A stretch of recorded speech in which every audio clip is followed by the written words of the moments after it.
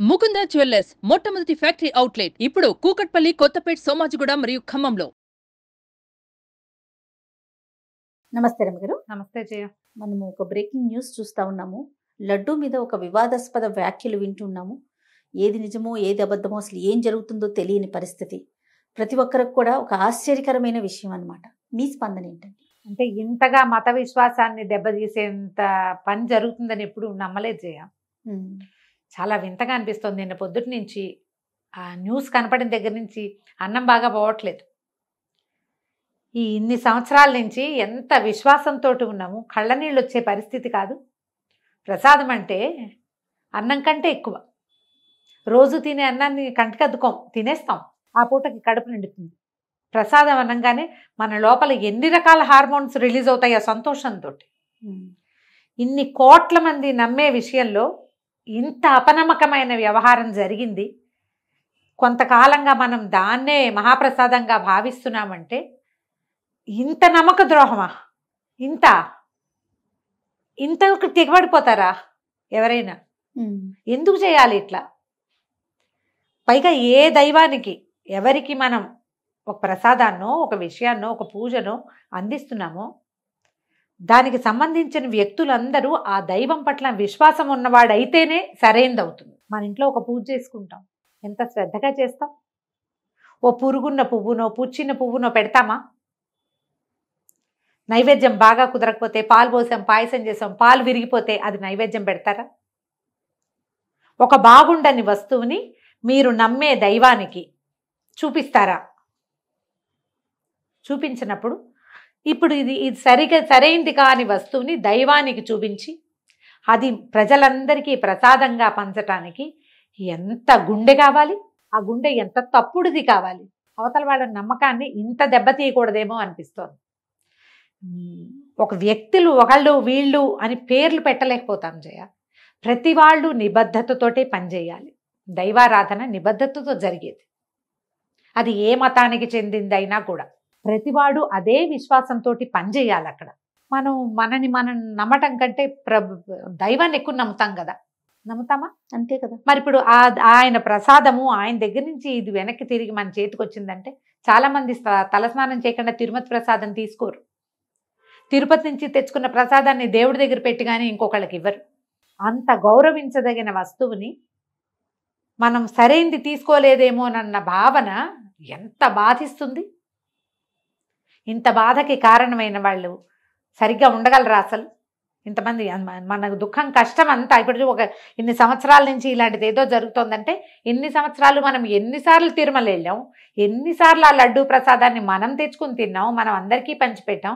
ఎవరెవరో 2 లడ్డూలు తెచ్చినా తలా ఒక చిన్న చిన్న పొట్లమైనా ఇస్తాం కదా. ప్రసాదం అంటే చెప్పులు విప్పి కళ్ళకద్దుకుని తింటాం కదా.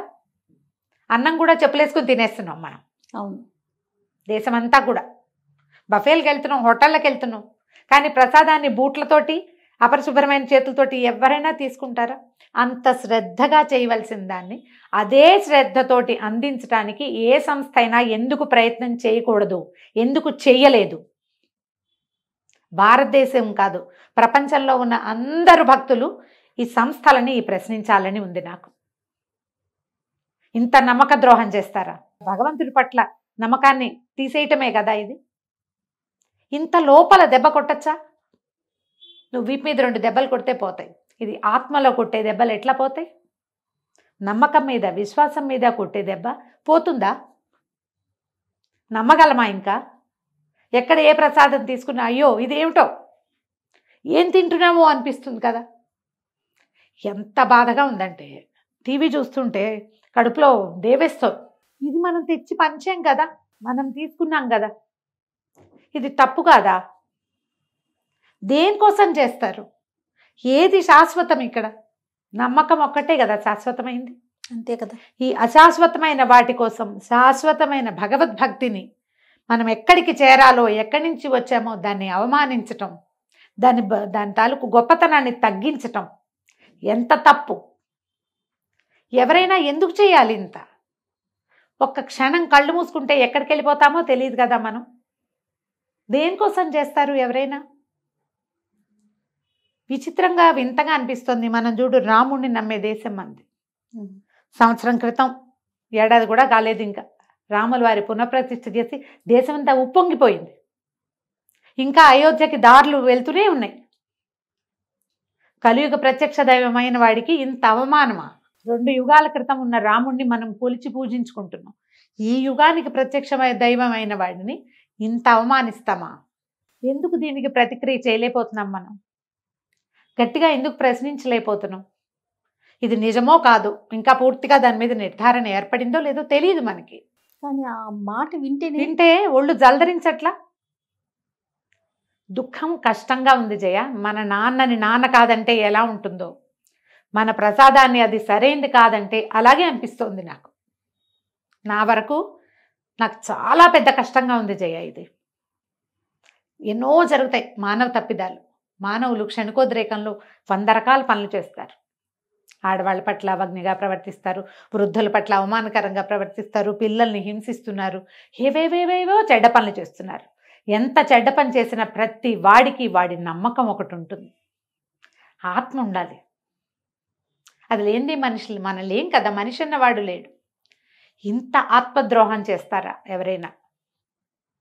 ఎవరో ఒక వ్యక్తినో ఒక మనిషినో ఒక సిచ్యువేషన్లోనో కాకుండా పూర్తి విశ్వాసాన్ని తీసేసే పని ఇది. తప్పకుండా ఈ దోషులకి శిక్ష పడాలి. వాళ్ళు ఎవరో వెలుగులోకి రావాల్సిందే. ఒకవేళ ఇలాంటిది ఏదీ జరగలేదు అంటే ఊపిరి పీల్చుకుంటాం మనమంతా. ప్రపంచంలో ఉన్న ప్రతి భక్తుడు ఊపిరి పీల్చుకుంటాడు. అలాంటి రోజో ఇలాంటి రోజో తప్పకుండా ఇది జరిగి తీరాలి, తెలిసి తీరాలని అనిపిస్తుంది. ఇప్పుడు ఇంతకాలం తిన్నాం, మన విశ్వాసం దెబ్బతినిపోయింది కదా అంటే భగవంతుడు ఉన్నాడు కాబట్టి బయటపడింది. లేకపోతే తెలియకపోతే మనం ఇలాగే ఉంటాం కదా ఈ చీకట్లోనే. అంతేగా. భగవంతుడికి నివేదన చేసేది కానీ, ప్రసాదంగా వినిమయం చేసేది కానీ, సరైనది చేస్తేనే మనకి ఏదైనా దానివల్ల ఫలితం లభిస్తుంది. సరైంది కానప్పుడు చేసిన పనికి ఏ ఫలితము లభించదు. మన శాస్త్రాలు చెప్పేది అదే కదా. ఎవరైనా ఇది గుర్తెరిగి ప్రవర్తిస్తేనే మంచిది.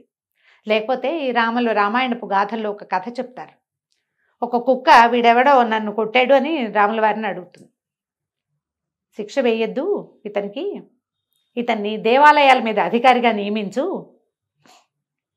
తప్పు చేసిన వాడిని, దైవద్రవ్యం తిన్నవాడు కుక్కై పుడతాడు, నేను అలాగే పుట్టాను, వీడు కూడా కుక్కలా పుడతాడని చెప్తుంది.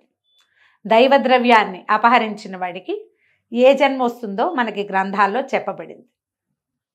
ఆ దారికి వెళ్ళొద్దు ఎవరైనా సరే.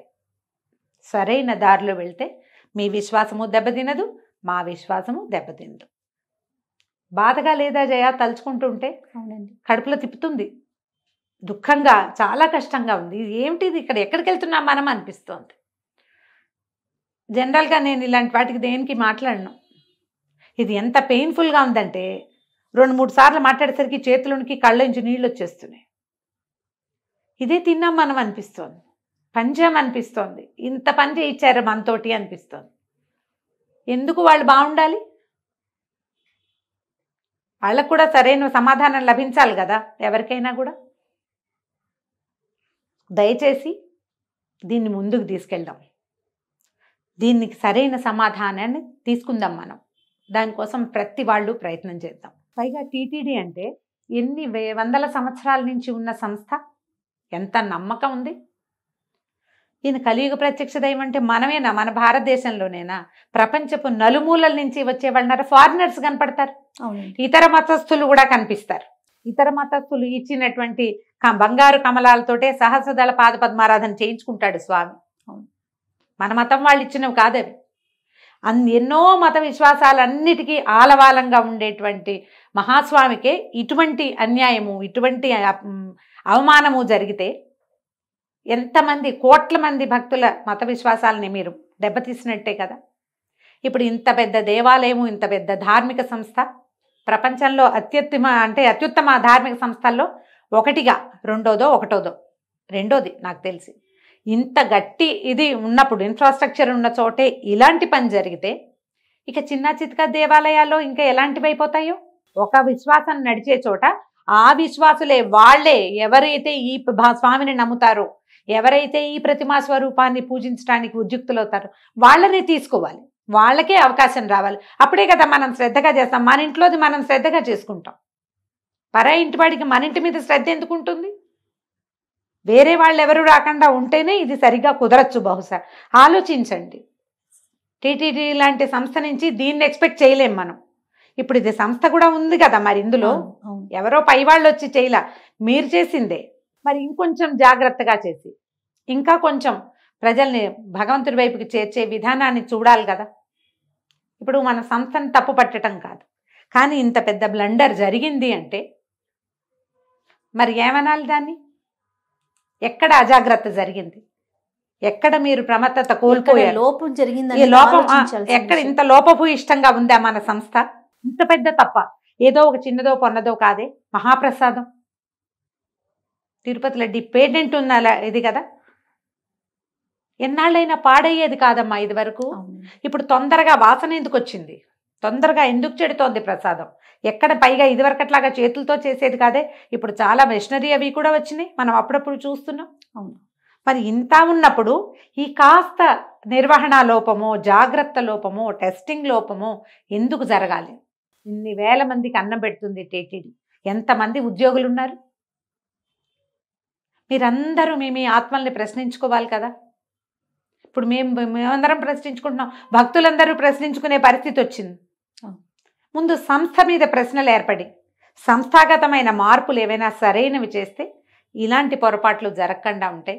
విశ్వాసాన్ని దెబ్బతీసే ప్రయత్నం చేయకండి. మనుషుల మనగడకి మనం బతికి ఉండాలంటే విశ్వాసమే ముఖ్యం. ఆహారం ఎంత అవసరమో, గాలి ఎంత అవసరమో, విశ్వాసం అంత అవసరం. నమ్మకం కావాలి, దైవం పట్ల నమ్మకం ఉండాలి మనకి. ఈ ఆరాధన మీద అపనమ్మకాన్ని గనక కలిగిస్తే దేశం చాలా తొందరలోనే నాశనం అయిపోతుంది. జాగ్రత్త వహించండి దయచేసి. నమస్తే. నమస్తే జయ.